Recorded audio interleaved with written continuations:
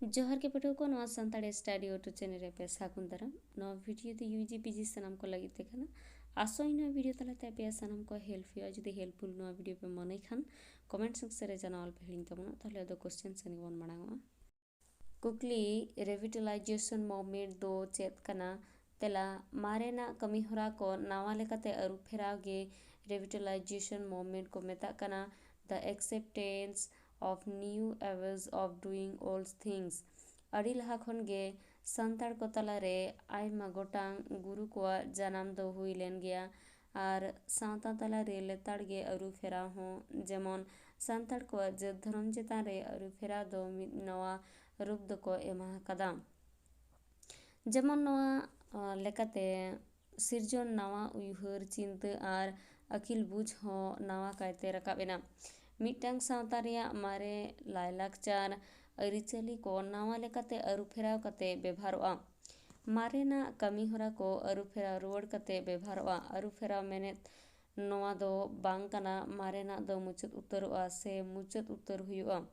मेनखान ओना को रिया बेभार गे मिद नापाय लेकाते हुआ अलगती अनुजाई गे हुई लगती कना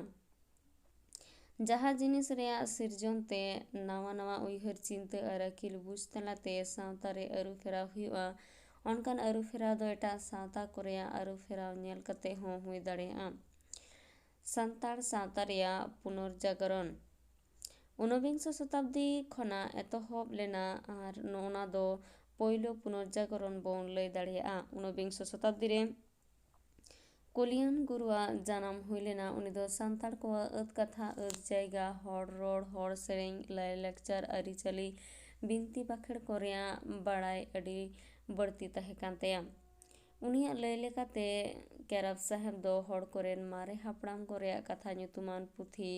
ऑल कते 1887 साल रे उछल ले तहे कना ओना पुथी उछनेन खान गे सांताड़ महल रे दो सांताड़ को ताला रे दो नावा जुग लेकाते चिरगल एतहबिना आर ओना नावा अरुप कान जुग दो अड़ी उसेराते सांताड़ महल रे पासना कान तहे कना ऊनविंश शताब्दी रे गे धर्म गुरु रामदास टुडू 1894 साल रे खेरवाल वंश धर्म पुथी ᱧᱩᱛᱩᱢᱟᱱ मी धर्म पुथी ऑल कते वेदांत प्रेस कोलकाता खन छापा सदर हचले तहे कना ओना खातिर उछन साव सावते दाम पाड़ा अंचल दो मिटांग नावा जुग जानम मेनलेन लेका ऐक कान तहे कना खेरवाल धर्म रे दो सांताड़ को धर्म बाबत कथा को सावता रेया लयलाकचार कथा जेलेका ठाव कोरेना ᱧᱩᱛᱩᱢ जीव जियली को ᱧᱩᱛᱩᱢ बोंगा बुरु को ᱧᱩᱛᱩᱢ मानमी सिरजन धरती सिरजन रेया गाबान मेना कदा ओना खातिर दिसम हड़ को सामांग एनखान सांताड़ सावता हो लावेरेना संताड़ सावता दो नवा जुग सेत गे मार्शल तारास हो पासनाव इदी कना खान गे संताड़ को एटा धर्म बागी कते आकवा धर्म ते से आकवा पहिल धर्म को मानत रुवड़ केदा ओना खातिर बोन लय दाड़ेया कना जे संताड़ सावता रे नावा आरु फेराव ऊनविंश शताब्दी खन गे एतहब दो संताड़ सावता रे दोसार पुनर्जागरण जे रिविटलाइजेशन मूवमेंट्स से अरु फेराव जुग दो विंश शताब्दी खन बोन लय दाड़ेया कना विंश शताब्दी रे गे साधु रामचंद्र मुर्मू आर पंडित रघुनाथ मुर्मू तकिना ᱧᱩᱛᱩᱢᱟᱱ बाड़ाय ᱧᱟᱢᱚᱜᱼᱟ विंश शताब्दी रे गे बढ़ती कायते सांताड़ सावता तला दो चिरगल दो हुई अकना आर लहांती डाहर ते राकाब रिया उइहर चिंता हो निष्ठा उतर अकना 1928 साल रे छोटनागपुर उतनाव गावता छोटनागपुर विकास समाज बेरेत ले तहे कना ओना तायम खान गे बिहार पनत रे दो आदिवासी को तला रे नावा जुग लेकाते बोलो हेज लेना ओना अक्तो गे आदिवासी को दो राकाब रिया कुकमु नेल को एतहबेना आर सावता रे जातियारी लेकाते मानत बेनाव दोहो लगित ते आदिवासी सावता रे दो बड़ी व्यवहार को बागी केदा आर ओना बड़ी को अरु फेराव कते व्यवहार को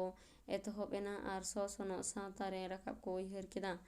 ओना तायम 1938 साल रे आयमा अकिलान आदिवासी को जुमिद कते आदिवासी महासभा को बेरेत केदा